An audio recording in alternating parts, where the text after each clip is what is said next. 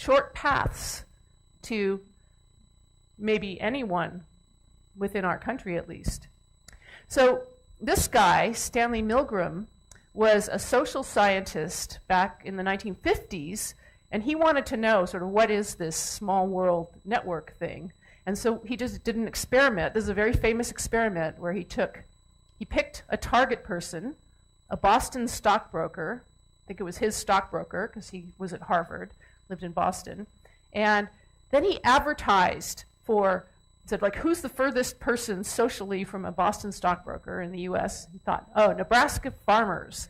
So he advertised for Nebraska farmers to participate in this experiment. This was the days before email, so they actually had to use letters. And I always explain to my, 18-year-old students, like, this is a letter.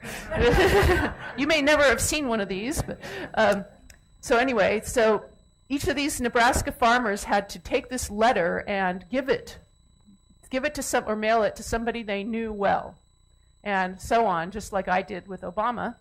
And he was asking, how many times did it take? How many hops are there? And he found on average there's 6 degrees of separation. So you've heard this phrase, and it's a movie, right? It's a play that was turned into a movie, and this was how he got that. 6 was kind of the average there from his paper. And that's where that came from. It turned out he kind of fudged his data a little bit in that he didn't include a lot of the letters that never got there. So this may be, the 6 degrees of separation may be a kind of an urban myth. It's been described, but it turns out that this small world property, whether it's 6 or 8 or whatever, the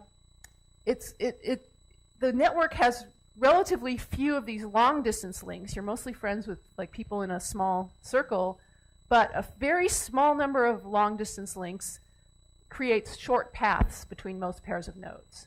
And it turns out that this property applies not only to social networks, but also to like the brain network that I showed you, the metabolic networks, the World Wide Web.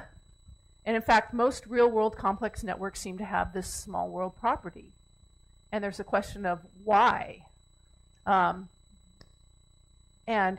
Scientists, so these two guys, I won't talk about this in detail, but they looked in very great depth at small world networks and found that it's kind of an optimal way to preserve